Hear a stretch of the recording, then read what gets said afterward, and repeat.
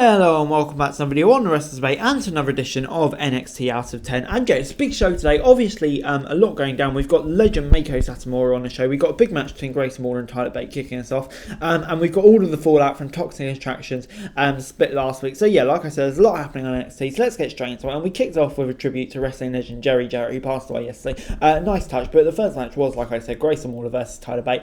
Bate was in control early on and got a drop kick before Waller got a takedown and a back elbow. Tyler got a drop kick and then exploded before hitting the shooting star press for a near fall. Waller tried for a hold, but Bate fought back and tried the aeroplane switch. Waller came back with the kill switch before blocking the slingshot sunset flip.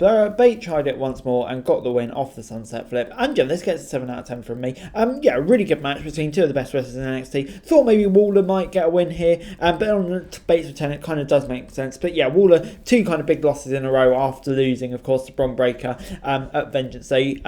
But yeah, I mean, maybe setting Bray up as the next challenger, who knows? But yeah, gets 7 out of 10 from me. Josh Briggs was getting Brooks Jensen hyped up for his date tonight when Fallon Henry showed up. Grayson Waller was yelling and throwing things at Shawn Michaels before the officials came and broke it up. Shawn Michaels versus Grayson Waller. Yeah, I want to see it.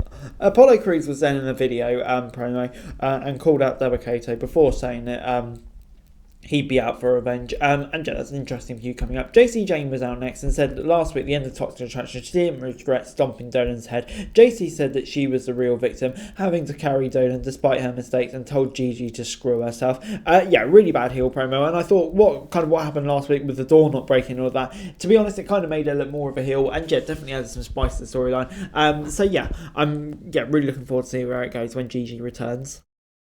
It was then time for Tia Hale versus Tiffany Stratton. Stratton got some big moves early in the match, but Hale took her down for a bit, then started crying after seeing a man in a smiley mask and a Schism t-shirt. Tiffany took advantage of the distraction, got a slingshot sent on and a chin lock before Hale got out and hit an axe handle. Hale got a dive, but Stratton came back with a double jump moonsault and picked up the W. And yeah, it gets a 6 out of 10 from me. I mean, wasn't a bad match or anything like that. Good for Tiffany to get the win, but yeah, kind of didn't feel like a whole lot of meaning. Tia Hale, yeah, I'm interested to see where the Chase U stuff goes. But yeah, I could go either way. So yeah, it did have some intrigue. Javier Bernal was backstage and asked Tyson Paxley on today, but got rejected. He asked Sam of Ivy Nile, who acted interested, but then choked him out with a submission hold.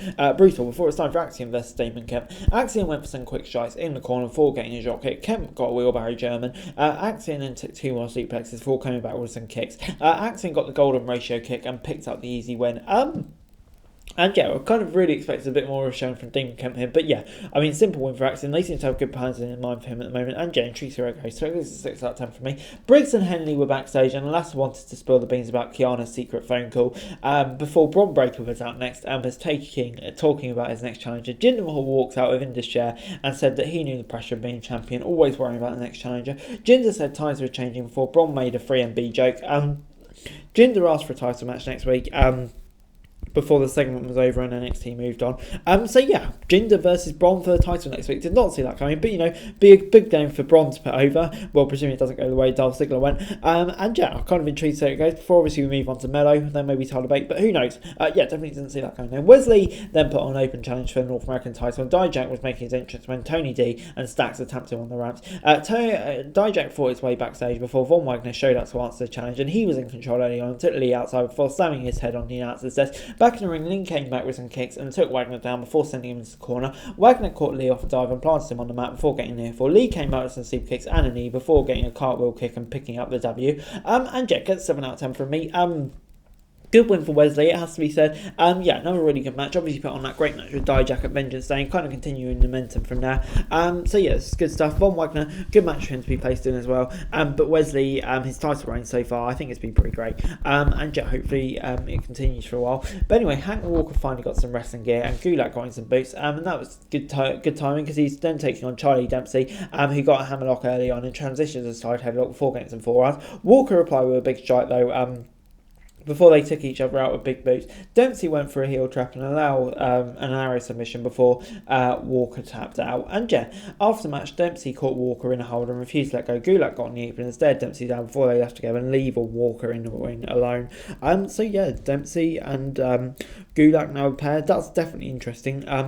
Yeah, didn't think that would quite happen. But yeah, I'm kind of intrigued to see how it goes and what it all means for Walker as well. So 6 out of 10. Gallus was then playing in a pool. in a bar when Pretty Deadly came as a challenge into a Bill Ards match. Pretty Deadly lost before they ended up drinking together and playing some more. Before leaving, Gallus offered them a title match if they wanted before NXT continued. And yeah, bit of a weird segment, but you know, it's one way to set up a title match. It's going to be great. So yeah, Ilya Dragunov was then backstage and said he was just getting started. Trick Williams came out and challenged Ilya to a match. Williams attacked Dragunov while he was talking, and Ilya shrugged it off and hit back, taking Trick down, and that's going to be a match next week. JD McDonough then showed up and threatened to hit Dragunov, and Trick used distraction to attack Ilya again and take him out. And yeah, I mean, that's going to be a great match. JD versus Ilya, setting it up, and Trick in there for the match next week as well against Ilya, which is also going to be good. So yeah, good stuff. Jones and Brooks were then on their day and about to kiss when Fallon Henry interrupted them. Henry talked about the Jane's call with Zach, and Kiana responded that it was her brother before leaving. So yeah, there's definitely some interesting stuff going on there, and yeah, I'm kind of intrigued to see where it goes next. It was then main event time, Chance and Carter versus Perez and Satomura. Perez and Chance kicked off the match, and Perez was isolated early on, but the tag champs managed to break out and get the tag. Satomura then got some big moves in the ring, and sent Chance outside before she and Perez hit some dives to the outside. Perez was taking a beating in the ring before Satomura was caught in the corner and took a big run. Satomura came back with a Pele kick on Carter before Raxon came in with the pot rocks and picked up the win. After the match, Satomura made a request to Perez but didn't say what it was. Perez realised it was a title match and accepted it before NXT went off the air. And yeah, I don't know when we're going to get that, but yeah, that's going to be bloody great whenever we do get it. Satomura, legend, and yeah, she could do a really good job. Potentially putting Perez over. So yeah, gets 7 out of 10 from me. Really, really good stuff.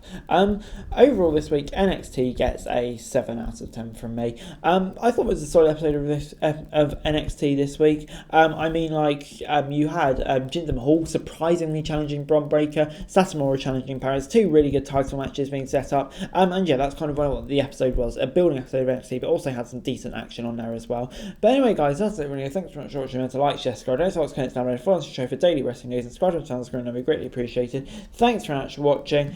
Peace out.